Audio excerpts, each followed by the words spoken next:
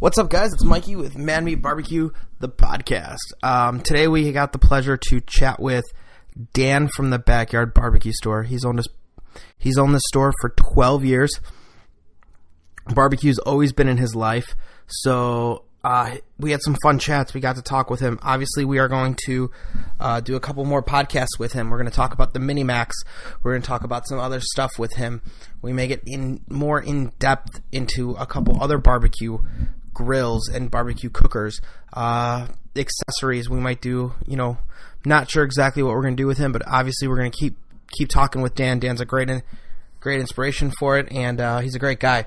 So if you've never heard of the Backyard Barbecue Store, check them out. Google Backyard Barbecue Store. They are in Wilmette, Illinois. So yeah, if you're around that area and you need a good cooker, or you need something, or you just want to talk barbecue, come on down there. They'll help you out. You'll always find something.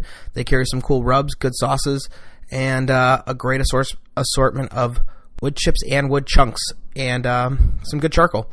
So if that's what you need, come on down to the Backyard Barbecue Store in Wilmette. Wilmette. I think I just put Winnetka and Wilmette together. Sorry. It is in Wilmette. But yeah, come on down. Chat with him. We did talk about a rib fest that he does do. So if you are interested in maybe competing just a little bit, but not super competitive, but you think you have some good ribs, why don't you come down? It's a good cause. So yeah. What's up, guys? It's Mikey with ManMeBarbecue.com. We are here with Dan from the Backyard Barbecue Store. This is actually where I picked up my Big Green Egg and picked up some other cool grilling accessories and barbecue accessories, and we're going to chat with him. We'll talk about the Big Green Egg. We'll talk about some Weber's, obviously some other cookers, and all that kind of fun stuff. I think we can have some fun barbecue chat. We were chatting a little bit beforehand. Dan did not get to go out to the barbecue to Nashville this year, which he was bummed out about. What were you looking forward to see out there that you were really excited about? There were a few new products that I wanted to see. One grill line I wanted to take a look at. And there's always usually new accessories, because what I find over the years of having this store for 12 years is, you got to keep getting the latest and greatest in barbecue, and usually that's the show to see it at. So there'll be a new product, whether it's a different way, a different spatula, or something. Yeah, just something as simple as that. Yeah. Or, when I went to the Houseware show last week, so they do have a lot of barbecue stuff there, and I saw, I sell Mr. Barbecue products, and they had like some really nice cast iron cookware for the grill. Cool. That was new. So I'm like, yeah, right there, I found some new stuff. People always come in. I have a lot of customers that have been coming here for many years, and I always like that. And a lot of them ask, the first question is, hey, what's new? In barbecue. Because they want to know what's new. Exactly. Whether it's a grill or whether it's, they now, I had read some info people had sent me, and I'm not necessarily saying I want to carry them, but like people, like they're calling them smart grills. So there's like, technology, Wi-Fi in there, so I'm kind of thinking, well. So there's an iPad in your grill? And something like that. It sounded like that, but I don't know for sure. Sometimes I think, well, there's nothing wrong with just a Weber kettle and a charcoal chimney and some lump charcoal. Yeah, let's get back down to the basics exactly. And just put it in. Which a lot of people, I think, are, So I feel like getting back down to the basics makes your food taste the best, but yeah, absolutely. That's quite interesting that there's something like that out there. So that's why I wanted to go. I didn't see, but I saw quite a few things at the Houseware show that I'll be ordering from like that cast iron stuff. I ordered some brewing kits from Brooklyn Beer. Cool. Which is kind of a little, you brew 1 gallon at a time in a glass, Awesome. Yeah. So if you want to get into home brewing, it's a quick, small way to do it. You're only brewing a 12-pack at a time. So if you like the recipe, you can duplicate the recipe in a larger format. But exactly. So it seemed kind of interesting to me. So I mean, because home brewing is cool, but one of my buddies does it, and it takes up so much space and it takes up so much time, and I'm like, I would do it if I didn't have to do all of that. Yeah. Well, next week I'll have a version you can do right on your stove. There you go. And ferment in a 1 pound or a 1 gallon jug. 1 gallon jug, and just super easy. I think maybe a little bit over it. It's going to make a 12-pack. Yeah. Okay. So that's not too bad. No. So I saw that at the Houseware show. So it was awesome. I'm looking into getting more cast iron. I know Lodge does some pretty cool cast iron. Yeah, we sell Lodge. We sell some of their griddles, some of their Dutch ovens that people use on. Which are great, some grills, even the Egg. The Egg has a Dutch oven they sell on their own. I think they make cast iron grates for the Egg, and you get that thing cranking hot, and nice. Man, it's just does such a nice job on steaks. Yeah. So what? The cast iron that you're ordering, is it just new shapes? Yeah, somewhat. Some of our baskets you can do vegetables in, but obviously it's going to give a Awesome. nice little crust on things. So some of it was flat, just to put on top. If you want different marks or sear marks, things like that. And then things were also to put vegetables and stuff like that in. Which I'm looking for a cool, Yeah. kind of like pan almost type thing because I want to be able to do smoked mac and cheese. Yeah, well, that would work. And then also, they make a solid surface one. If some people actually want to sear their steak that way before they slide it over and then just let it cook for a little lower temperature. Yeah. So I guess it'd be almost like blackening it. Yeah. Yeah, I guess, Yeah. There's a recipe I saw, I don't know how long ago, for the world's greatest burger. Okay. And what it was it was using a cast iron, a solid piece of cast iron. And that's how you cooked it on the grill. Okay. Yeah. And I've done it. It's a really good recipe. It works? It worked great, yeah. Is the cast iron keeping in some of that flavor? It almost sears the meat, and this recipe called for to sear it on the one side, and when you're ready to flip, you mash an onion on the top, the side you're about to flip onto, so then the onion cooks on the cast iron underneath the burger. Underneath it. Yeah. Okay. So and it really caramelized it, and I tell you, it was a very good recipe. It worked. I think if you Google world's greatest burger, World's it'll come greatest up. burger? Yeah. That is, Yeah. I just saw something the other day on like the guy there's some guy from Canada and he was like, I'm going to show you how to make the world's greatest burger. He's like on a non-barbecue. Oh, really? Yeah. And he did it in a cast iron pan. So I don't know if you would be getting maybe. I know sometimes when I go down to the butcher shop and he'll ask people how you want to cook the steak, or they ask him how to cook a steak, and he says, you want a grill? They said, no, I don't have a grill. He says to sear. He gives them your card, and then they have to come here. Well, sometimes they're in an apartment or something, they can't have a grill. But he tells them to sear it in a cast iron pan, like 2 minutes aside, then throw the pan right in the oven. Yeah, and, that would finish it, whatever it is, 10, 15 minutes, depending on how thick the steak is. So we did the other night. We reverse seared some nice thick New York strip steaks. Yeah. That may be the only way I cook steak ever again. Yeah. Especially we did it on the Egg, reverse seared it super quick. We cooked them for about 20 minutes at 225. Nice. And they were a good 1.25 inch thick steaks. Uh-huh. Got them to about 120, 125. Took them off. Got that egg up to 800 degrees and just threw them on for a minute on each side. Right. Took them off and they were done. They were great. Yeah, that sounds good. I'm getting hungry right now. So now you're cooking. Your cookers are, you got the XL, you got the large. Yeah, here at the shop, I have 3 large that we cook on and then 1 XL. And soon to be next week will be the Mini Max. And soon you're going to pull out the Mini Max. Yeah, which will so be great. what's nice is, because I have a hood here in the store, so my plan was all winter long to be cooking right under this hood, but obviously due to the fact that they were on back order for most of the winter, I wasn't able to. So next week I'm going to start, and I'll be able to take it outside and use it for the class too. Which like next week I have an egg class. Awesome. Which always seems very well attended. And, we cook about 6 or 7 different things on the 4 eggs out there. So now I'll have another egg to do something. To do something cool on to show off. Show up, yeah. That'll be great. What I found recently in selling the Mini Max, I'd say I probably sold 10 of them so far, in the last 2 months since they've started shipping it to me. Getting out there. And I would say half of that is to guys that don't even have an egg yet. So I thought it would be a lot to people who want to take a tailgating or as a second egg to sear. And it's been a lot of people that's their only egg right now. Why do you think that is, out of curiosity? Maybe because they don't want to pull the trigger on a bigger one first, or maybe they just don't want, they don't have the room maybe, which sounds kind of crazy, but, it could be the case. So I'm not really sure, but it's just a couple at Christmas time I sold, their wives are buying it for them, like they don't want to buy the big one, they think. And my thought was, I'm thinking to myself, it's going to come back for sure.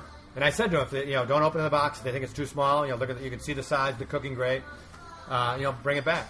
And I didn't get any of them back, so they must be cooking on them. Obviously, or they're sitting somewhere in someone's garage. So that was the case too. So I don't know. I can't tell who's going to be the customer on it yet. So you're not sure. I know a lot of people that I follow on Instagram, and a lot of people that I talk to. some people are sold on it and they all want it, and some people are like, I'm not sold on it yet. I just don't know. Well, and it's all egg owners that I've been talking to. I mean, a lot of people are somewhat skeptical of maybe just reading it. They think that, they see the price on it. Obviously, not cheap. Yeah. But they give you a lifetime warranty. So usually if they come in and they cook, if they taste the food that we grilled here on the egg, it kind of changes their mind. And a lot of people now will try food at their friend's house. They're like, I gotta, I tried this. I need this egg. I had the steak last night at Mikey's house. I gotta get one of those things. Exactly. That's the way it is. Yeah. I think that is kind of how the egg's kind of growing, and people are realizing that you can cook so much on it. It's such a diverse and I think some people get nervous about charcoal, thinking it's going to take so long to light up. I tell them if you keep it clean, it doesn't take that long. You keep it, get ready to go. It's going to takes 15 minutes to warm your gas grill up anyway. So it may take a few minutes more for the egg, but the flavor you're going to get is. So I have my egg going between 15 to 20 minutes, and it's good to go. Yeah, unless you want to warm it up for pizza or something like that, you got to wait a little bit longer. Unless you're cranking a pizza, and I also think. Which we did try the other night. We did some pizza. We got one calzone and one pizza. It came out pretty good. I think what happened is I forgot the cornmeal on one of them and remembered the cornmeal on the other. I get a lot of people that tell me, the first one didn't really come out that good, but the second one did, which leads me to believe they didn't preheat it long enough. You just never know. What I love about the egg is everyone's got their own little way. Their own little way to do things, whether it's turkey at certain temperatures, certain times, and I love that aspect of it. Which is why whenever I talk to egg people, it's great. Usually we end up talking all about it, just because there's so many different ways you can go. Right. Now, as an egg dealer, because you're selling them, do you feel that people look at other grills and then they go, well, what is this? Or do you feel like your majority customer comes in knowing, okay, I know what the Big Green Egg is, I know what I want? I'd say a little bit of both. It's definitely changed. We've been open 12 years. The first year we were open, I put the egg on the floor because I've had one for about 15 years. I'd say 95% of the people that came through the door 12 years ago didn't know what it was. Maybe 90%. 5% knew what it was, and 5% people had it. So it was a whole different crowd. Between now their marketing and just charcoal cooking growing, grilling growing, smoking growing, I guess. It's just kind of exploded. Yeah. And now the majority of the people know what it is when they come through, for sure, when they see it. I've heard of this, or, at least they've heard of it. Or so-and-so has one. Oh, my God, I had a meal at someone's house on it. I love that. We sell it. Sometimes people buy a gas grill and an egg. They don't want to, during the week, they may just want to fire up that gas grill, not even wait the, 15 or 20 minutes. They just want that quick. Yeah, so I think people are becoming educated on it. You see it on cooking shows now. Yeah. And I think that's a multitude of things, but it's great. I love that grill. What made I love you their buy customer service. Your first one, what? The first one I bought about 15 years ago, a friend of mine was getting married for the first time at age 40.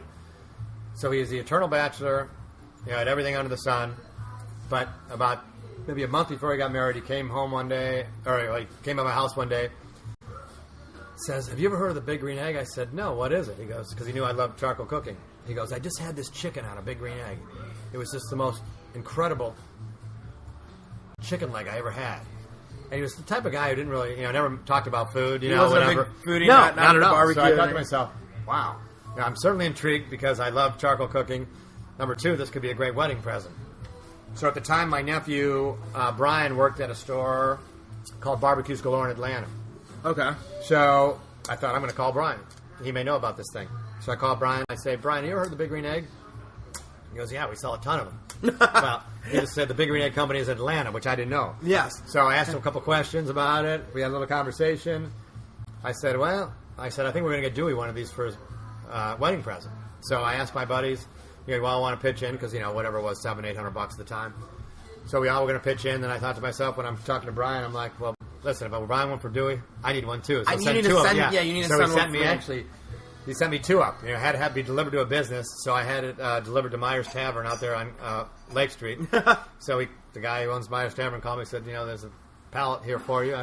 Ran out there. There were 2 eggs on there. So that's how I bought one sight unseen, basically. And did you buy a large? I bought, yes, 2 larges. Yeah. Okay. And, yeah. I still have that egg to this day at my house. Now, does that egg look any different than the one that they're putting out today? Yes and no. The shell is the same. It's faded a little bit, but the fire ring's different now. The firebox is different, just like the firebox is now pre-cut. The fire ring has little notches now for the plate setter to groove in there, which it didn't used to have. The band is now a spring-assisted. Back then it was an auto lock, so when you lifted it up, it locked automatically, and you had to push a lever. Okay. Which was actually a disaster. Like, if people were no one knew what it was. So if you're cooking at your house, they have a few drinks, they're trying to close it, and you couldn't close it without pushing the lever. They're trying to break this lever exactly. because they're... Yeah, they basically tried to break the thing. Just flip the sign to close. You leave it open, Mike. Okay. Thanks. I'll bring those frozen. Oh, thank you. So there's some, now they changed the hardware is all black. Over the years they've changed some things, but all for the better. So it's all getting... Yeah, and 12 years ago when we opened, even back then, I guess 12, the plate setter's about 12 years old. But when I bought it 15 years ago, there wasn't even such a thing as a plate setter. You used to see people make, with like bolts and a secondary grate, make their own and they put fire bricks in between, they make their own plate setter. They make their own plate setter so that yeah. they'd have trying to divert some of the heat, yeah. That's interesting. Yeah, so. Now, what made you open up a backyard barbecue store? Well, I used to trade stock options for about 20-something years.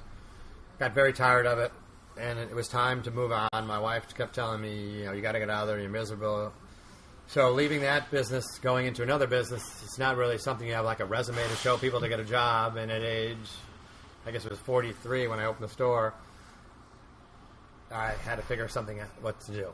So when I was down in Atlanta visiting my nephew Brian, the one I was telling you about with the big green egg, I'd always go into Barbecues Galore down there, and I loved the place. I was like a kid in a candy store. So talking to my brother-in-law down there in a conversation when we were down there on vacation, he says, the guy that owns Barbecues Galore, I forget Brian's store, let's just say his name was Jim. He says, Jim was telling me about how someone in their little cul-de-sac, then everyone in the cul-de-sac wants one. And I thought, well, that could happen in Wilmette. That could definitely happen in Wilmette. We left Atlanta. We were on a little driving vacation, and we were going down to Disney World. So as soon as I pulled out of Atlanta, I said to my wife, I'm going to open up a barbecue store. And she goes, you're crazy, but go for it. Yeah, and we'd always been into barbecue. Mr. Stevens, who invented the Weber kettle, was one of my dad's best friends. Oh, that's awesome. So we've always been into barbecuing our whole lives.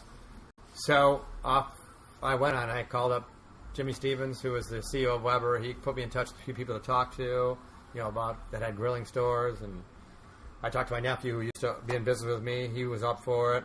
So a year later, the backyard barbecue opened. Backyard barbecue opened. You're still running. Yeah. You're still running Weber. You're still doing all that kind of cool stuff. Yeah. If you guys are in the Chicagoland area, they do.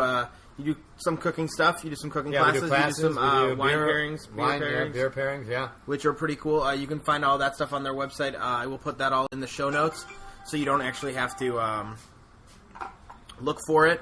That'll all be there. His website and all that will be in the blog part of this. So, yeah, if you're in Chicago and you need something, or if you're in Wilmette or in North Shore, you're probably the closest store to go with. There's a couple other barbecue places, but I like this one. This one's 10 minutes away from my house, so it's easy for me to get to. They got a good wood selection, good charcoal selection. You're carrying Royal Oak. Yes, So, I carry Wicked Good also. I carry Royal Oak in 2 sizes and Royal Oak Chef Select briquettes. Okay, so what's the difference between the Royal Oak? Obviously, the lump charcoal is lump charcoal, and then the Royal Oak Chef. What would you say? What would you say is the biggest difference?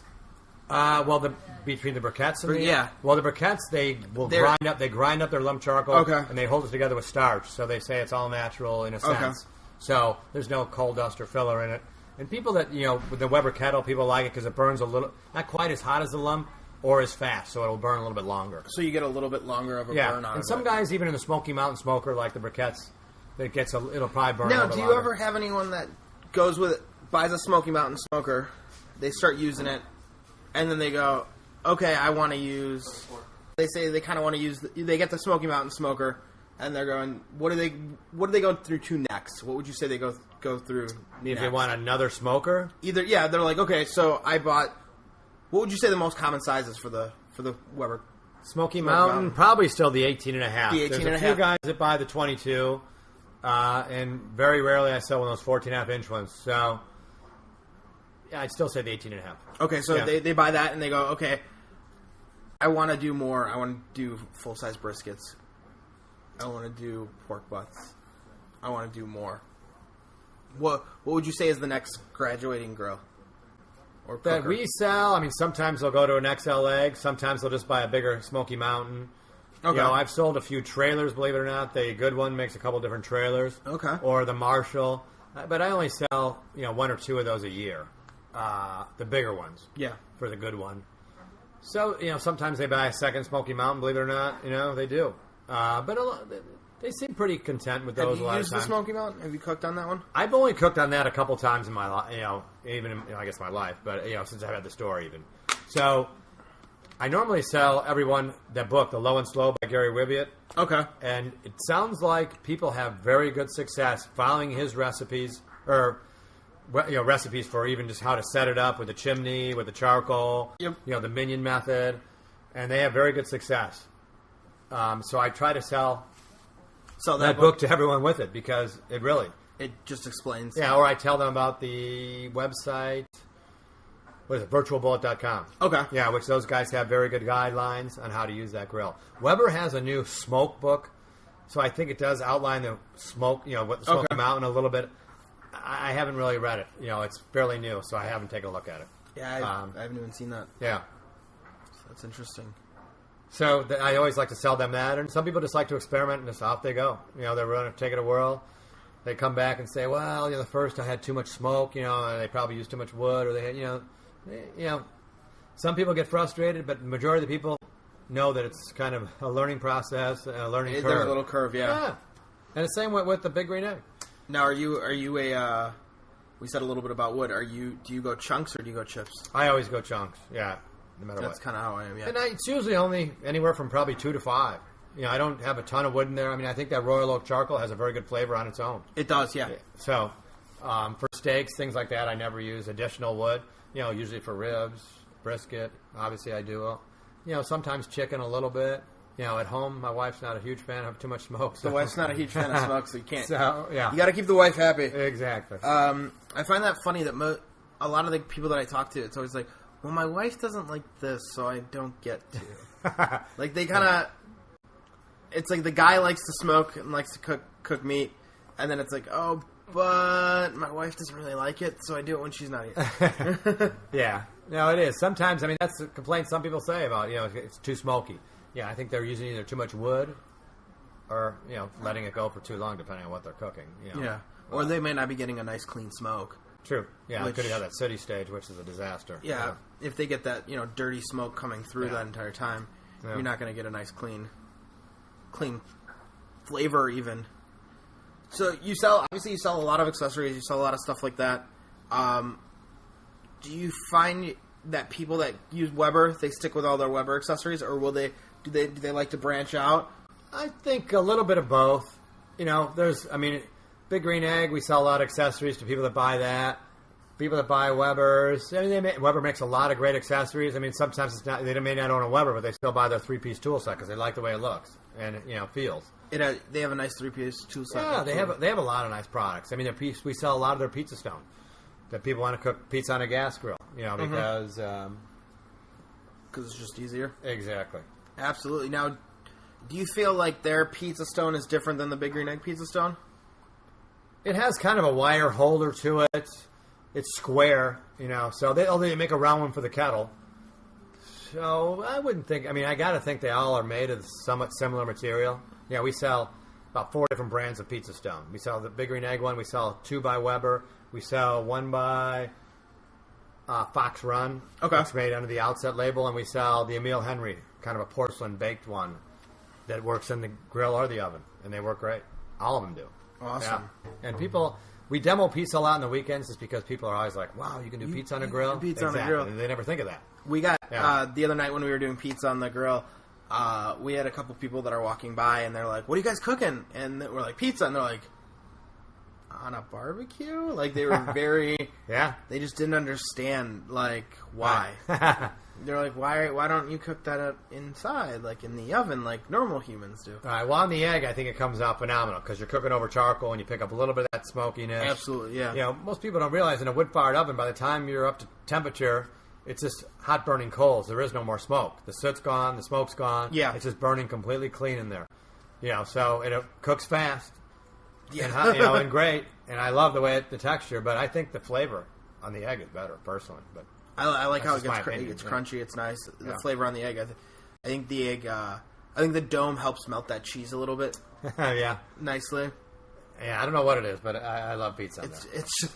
It works out. The egg works out for numerous things. Yeah. Now, what are some grilling tips you could give people? Like if they're looking to buy a new bar. This is coming out in the spring. People are starting to get excited. We talked about that. You're saying people are starting to come into the store more. They're starting to get more excited because the weather's starting to get nicer, especially in Chicago. So they feel like barbecue season's starting. For me, I do it year round, so I don't have a lot of people do. Thank God. Yeah, thank God. Then you keep going with your business. Yeah. But what would you say for somebody they're looking to get a new barbecue this spring? Gas or charcoal, or it doesn't matter. Doesn't matter. Okay. They're walking into your store. They're like, "Listen, I want a new barbecue. I've been using whatever for years. I want a new one." Your first question obviously would be gas or charcoal. So say they say charcoal. Well, I also ask them, what are they cooking on now? You know, Yeah. then we say, well, do you want a gas grill? You want a charcoal grill? You know, and then we kind of proceed down the path. Now, if they are a gas griller and they say, hey, I want to go to charcoal, what are some tips that you would give? For charcoal, well, let's just say for explanation's sake, they're talking just about a Weber kettle. A simple, one of the greatest things ever invented, I think. Yeah, the super easy Weber I kettle. mean, you can light it with a chimney, so you don't need to use fluid. You know, tips I would tell them is, you know, you want to make sure the coals are ready to cook on. You want to preheat the grate. You know, have a good thermometer. Have a good set of tongs. If you're using charcoal, have a good set of leather gloves. Just some, key essentials that they'll need. Just all that as a nice package. Yeah. Now, would you say, do you sell the that Weber Monster very often? That nice 27-inch Weber kettle. In the summertime, we sell a lot more kettles, period, in the summertime. And we sell a fair amount of the 27-inch. It's nice because it has, now the 22-inch gold will have the temperature gauge in the top. So that 27-inch has a temperature gauge in the top, has a stainless steel grate, which is something no other Weber kettle has normally. Okay. Has the hinge grate that comes with the charcoal baskets. I think it's a little heavier gauge steel, too. So I like it. I have a 27-inch at home. Oh, do you? Okay, Yeah. awesome. Yeah. I would. I just think it's so big. It's such a monster. Yeah, I grew up, we had a giant one of those ranch kettles always, Okay. and my dad would fire that up like twice a summer and cook like 10 whole chickens for a big party or something. So I think, once in a while you need the room. Yeah, absolutely. That's kind of what pushed me towards the XL, The XL over definitely. the large. Yeah. You can always light up one part of the grill and cook over a small thing of coals on a Weber. Yeah, Yeah, absolutely. one chimney. I mean, That nice even and now it's direct. just my wife and I at home. In the wintertime, my egg's built in my yard, so I get too lazy to walk all the way out in the yard, especially if there's a lot of snow. So I have 2 Weber kettles right at my back door. Okay. And that is what I cook on, in the wintertime when I don't want to walk out to my egg. And I have one 22-inch and one 27-inch. Now, So- you're obviously using lump charcoal. I use Or both. you- It all depends. Yeah, because if I'm cooking something that's going to take a little bit longer, I use the briquettes, the natural briquettes we sell, just because the lump just kind of evaporates in the kettle, which is fine for steaks or chops Yeah. or something. But if I want to do a whole chicken or maybe a few things, maybe some vegetables, then I use the briquettes. So I use both. Just easier. Yeah, I mean, I always have a bag of lump in the garage for the egg, and I keep a bag of briquettes in my performer out there. It has a little place. Okay, to stash them. And just makes it nice and easy. Yeah. Perfect. So it just depends on what I'm cooking. Awesome. Yeah. So, my question is for some egg cookers here. You've been cooking on the egg very long. Yeah. Have you decided? Obviously, you have the 2 different ones at the store. You got the Mini Max that you're going to start. You think you're ever going to bring that Mini Max home? I could. I mean, now it's just my wife and I, so if I want to cook 2 steaks, and I can also put it right on the table, right by that I'm on my performer table and cook right outside my back door. So, hence in my winter months, I don't have to travel and then 50 feet, even though it's not that far. But still use when there's a lot of snow and cold, 50 feet is a lot to me. Exactly. So I may take it home.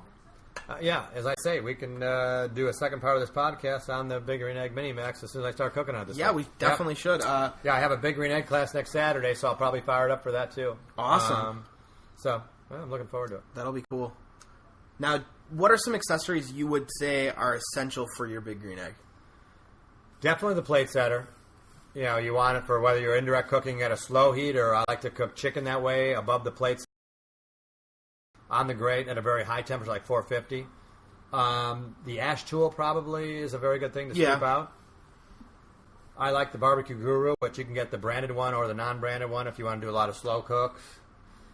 And I think the rest of it is, the Pizza Stone if you want to do pizza. I think the rest of them, they make, chicken stands, chicken sitters, porcelain ones, wire ones. I think a lot of the rest of it is up to the cook. What they like to cook a lot of, how they like to cook.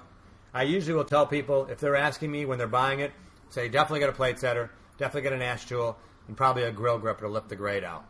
The rest of it, I tell them, start cooking on it. Wait a month. Figuring out cook 5 or 6 times and see how you like to cook, what you like to use it for. I know guys that use it for everything. That's their only grill. Some guys use it only for smoking. Some guys use it just for searing. It can be so many different things. Expensive, just little searing. No, they think it's the cook's the best steak, and when I cook a steak, that's what I want. That's So I love a lot of their accessories, and they make some great accessories. But I think the essential ones are definitely the plate setter, the ash tool, and the grill gripper. Those are your 5 essentials. Yeah, and the Pizza Stone if you want to do pizza. And the pizza, which I recommend for everybody. You got to try a pizza on the Big Green Egg. If you haven't had one, for sure, you need to try it. I never did a pizza on my Weber. Never tried that. I never had either.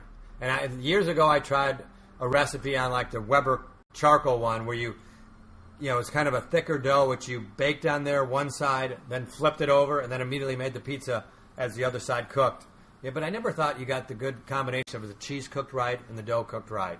Yeah, that's not like just on the wire grate. Yeah, that sounds like a lot of work. If you look, there's a lot of recipes for that, but I don't like to do it that way. Yeah, I don't. Yeah. I think I want to. I like to do it on a stone, and then I like the way the crust comes out on a stone. Yeah, whether it's gas or charcoal. And the last thing we'll talk about. So you do a rib cook-off usually in September. In September, okay. So it's one of the first weekends where the Bears are traveling, because a lot of the guys that compete in it have Bear season ticket holders. Oh, so you you don't want them to miss it. They want to do it on a non-game day, and we put a TV outside, and we can watch the game here. Now, what goes into that?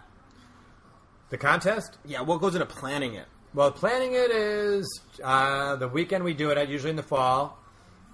It's actually a fundraiser for JDRF, so if you want to enter next year, your entry fee is a $100 check to JDRF, so you get the write-up also. There's a meat market.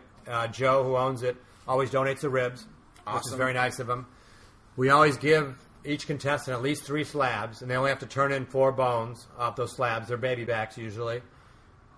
But I want them to give them away. Then at 3 o'clock, a lot of people come to taste all the ribs. So they should. So they turn in their little box with 4 ribs, and they give away the rest. Awesome. Great Lakes Brewing Company usually donates a couple kegs of Oktoberfest. So we have some beer out there. I have usually the pizza oven going out there. So we kind of cook all day long. I have a chili contest also, and a dessert contest too. Awesome. Yeah, the prizes are usually like a $500 gift certificate to the store for the rib contest, a $250 for the chili, and like a $100 one for the dessert. So there is things you can win, and it's just a great day. It's just a lot of fun, yeah. Yeah, so people gather in the parking lot. We always have a rain date just in case it does rain. But when it's a beautiful fall afternoon, beer or barbecue. It's just perfect. Yeah, it is. It's especially good. And you usually raise $3,000 to $4,000 for JDRF, and that's awesome. Yeah. So if you're in the area and you've never heard of it, come out for that. You'll obviously put stuff on your website, right? Absolutely, yeah. As soon as the Bear schedule comes out, you'll know. Which is usually, I think, in around May or something like that. Maybe a little early, maybe April, around the draft. But when it comes out, then I'll know the date right away. You'll know the date. Yeah. Go for that. And how many teams do you normally have cooking in it? I'd say anywhere from 8 to 12. Okay. And I was just talking with one of the contestants yesterday. Just stopped by one by some chance. And I'd like to get more. I don't want too many. The parking lot's not that big. I mean, optimal would probably be about 16, I think. Okay. It'd be a good crowd. We encourage everyone who competes to invite their friends. A lot of local people show up. So, yeah, I think 16 is probably about the max we could fit out there in the parking lot. Comfortably. Everyone likes to bring a pop-up tent, have their own little space. People are cooking on the... We talked about it a little earlier. A lot of people are cooking on the egg. Yeah, a lot of guys bring I know I came last year. There's a couple of people cooking on the Smoky Mountain. Yeah. There was one person cooking on the kettle.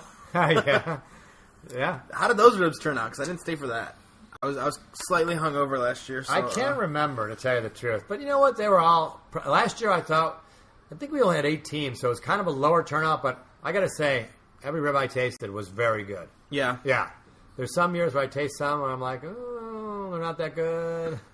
But a very solid lineup last year.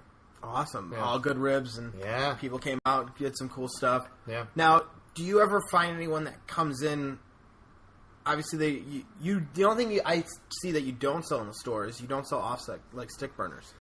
I don't. Well, we sell the good one is offset, but the box is in front. So they've tried to alleviate that. Yeah, there's... I do get people asking for them. I guess, I mean, there's plenty out there, but I don't. Do you ever have stick burners that come up for the contest? No, I have not. Never had a stick burner. Not yet, yeah. That's interesting. Yeah.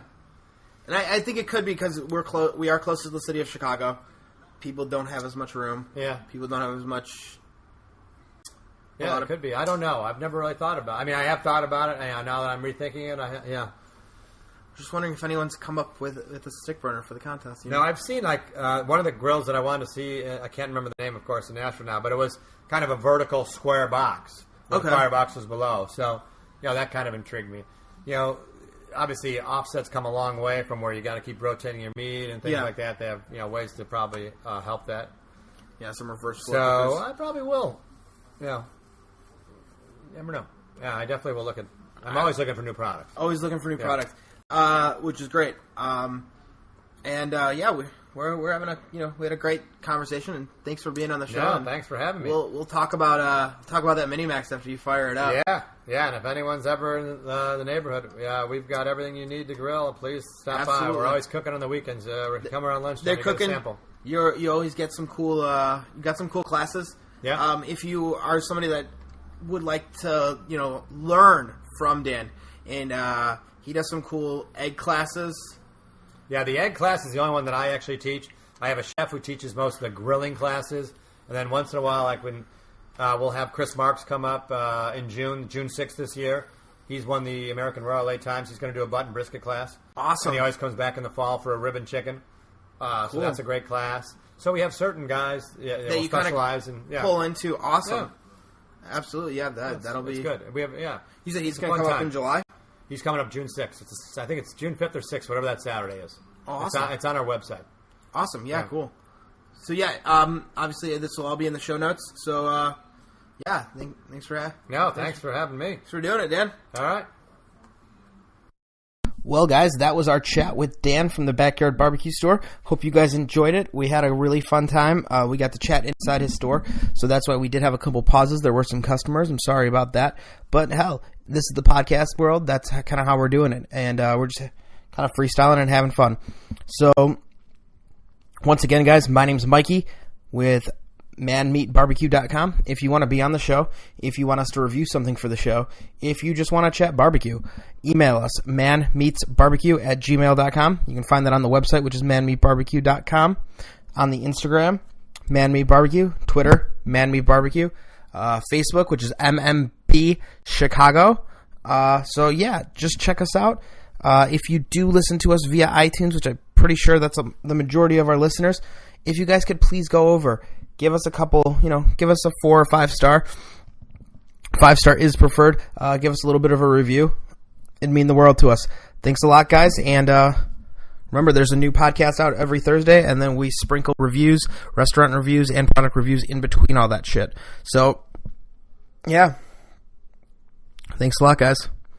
Till next Thursday.